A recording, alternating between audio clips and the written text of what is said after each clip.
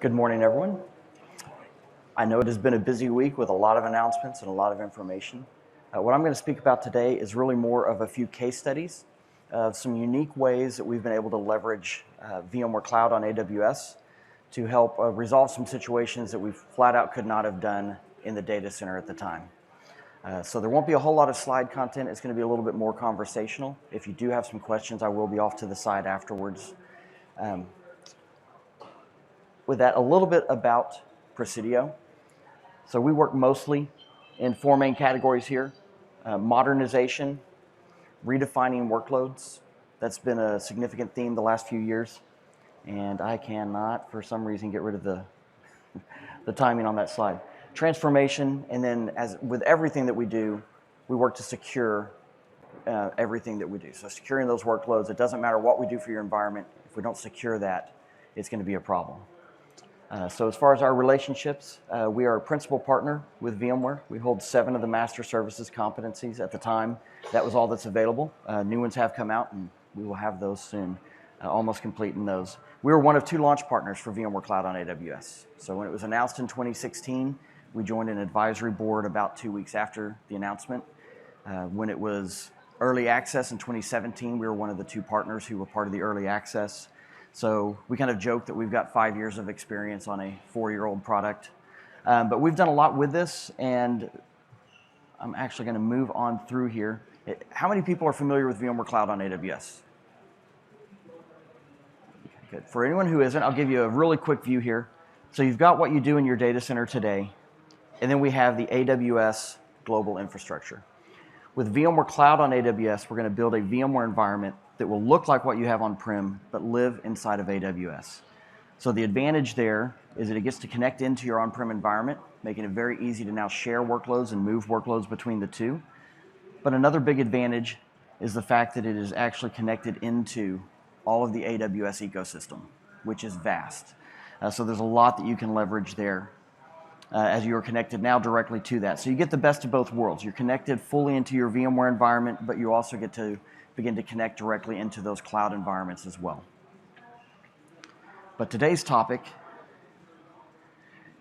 is one that a lot of people are aware of, and some of you have experienced, unfortunately, is dealing with ransomware.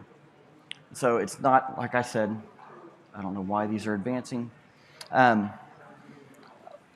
not going to be a whole lot of slides here, but really more some case studies. The first one was a customer that we were working with. I got a call a little before midnight from an engineer who said, I'm seeing some really bad behavior. We were in the process of assisting with some VDI rollouts, and he began to see Active Directory just light up at midnight, and it never does. So we quickly identified that they were in the middle of a ransomware attack. Called the company in, brought the customer in, brought security teams in, and eventually the insurance company joined the phone call. And one of the hard parts on their side was to make the decision of shut everything down, tell the employees not to come in tomorrow. We immediately then moved to the next step of how do we begin this recovery?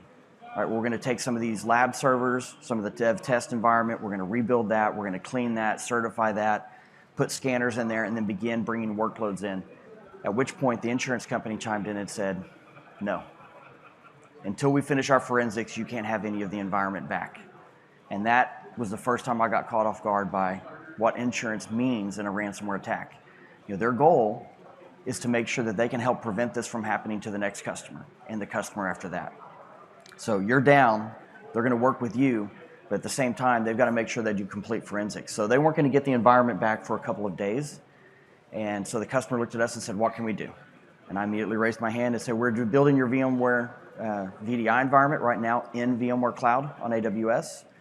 We can have, in about 15 minutes, a new cluster, disconnected network, micro-segmentation, so that we completely have a network that can't talk to anything else. Nothing inside that network can talk to each other.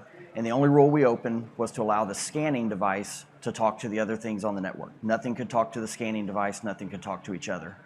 And we began a process over the next 2 weeks of recovering workloads into that environment, scanning workloads, certifying workloads, migrating them into a production environment once they were certified, and moving through that. It took a few weeks to bring them up. They ran for about 2 months in that environment. Before they had everything on-prem certified. That actually gave them time to do things right on-prem because they had some breathing room. They weren't in a hurry. And then they moved everything back on-prem. If you want to see a little bit of what I was talking about, this is the recovery network that we created for them. So with microsegmentation, we made sure that that network talked to nothing and that nothing on that network talked to each other, with the exception, again, of that green VM down on the end.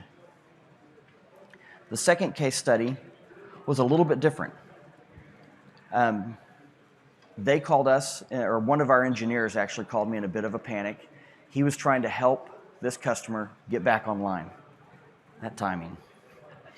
He was trying to help a customer get back online. And by that, I mean they brought their data center completely offline.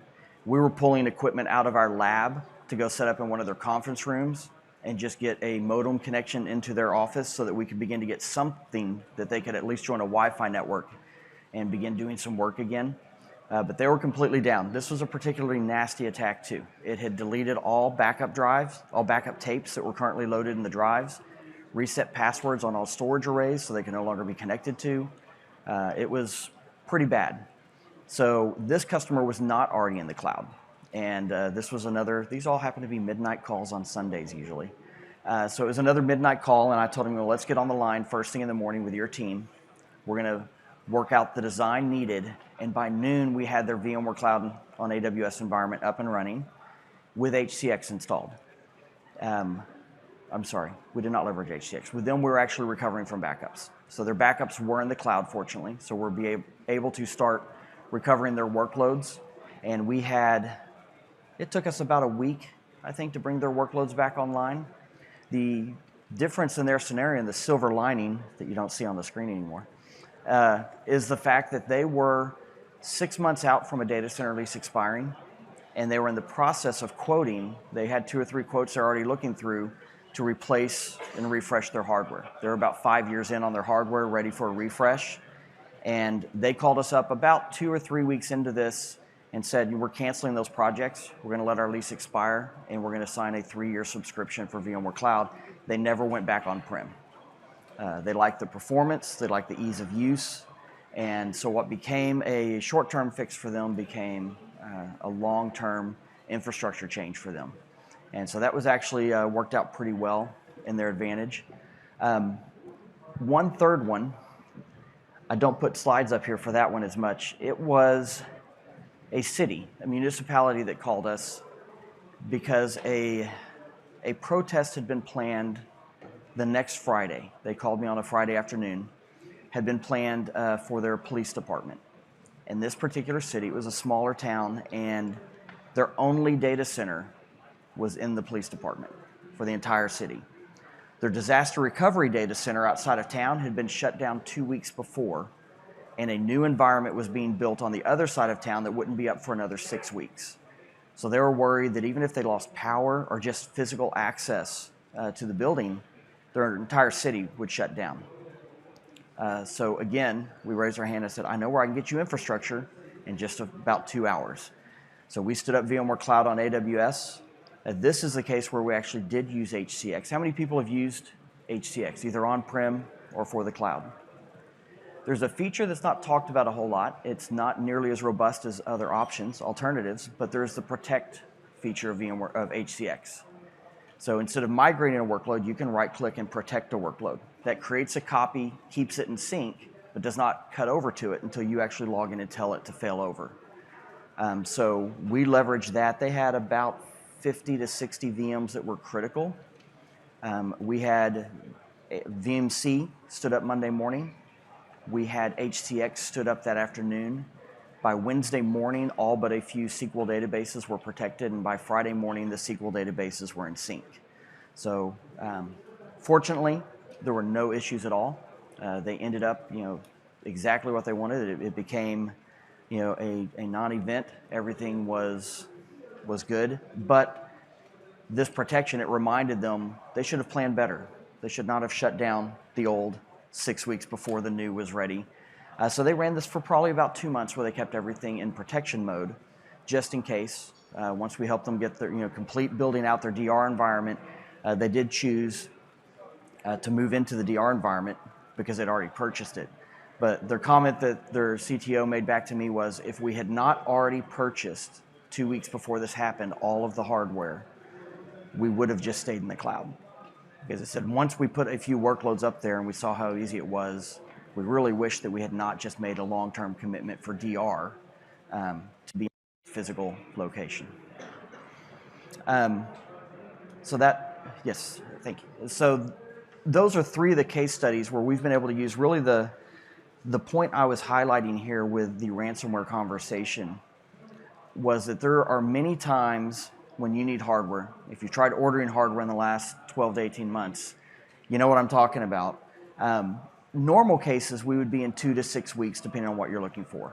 Now we're 6 months. At times, we've been a little over 12 months. That's beginning to ease and get better. But I wanted to help people think of when you need that hardware quickly, VMware Cloud on AWS can provide you that type of access that you just can't do on-prem. I've also seen some scenarios where we've worked with people around new software development. They need to add an application. The application is going to require different infrastructure.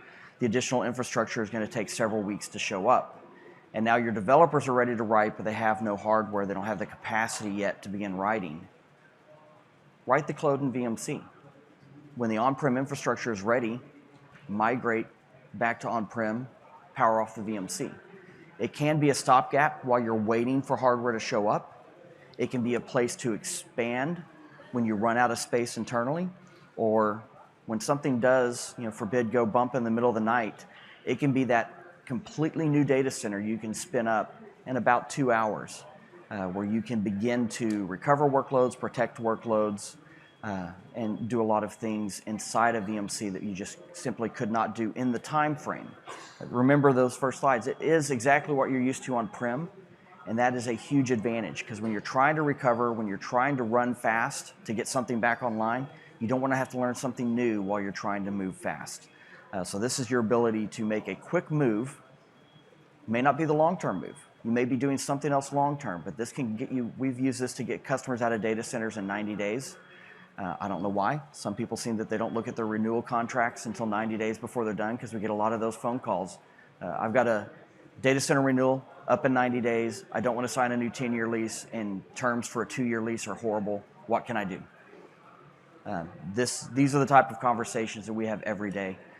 So I know that my time is up here, but if you guys have any questions, I will be off to the side. I'd love to talk to you about creative scenarios, creative uses for VMware Cloud on AWS. And around the ransomware conversation, I'd really love to have a conversation with you around how to protect from it rather than how to recover from it. But both of those are things that at times people will need. Flexibility is the key.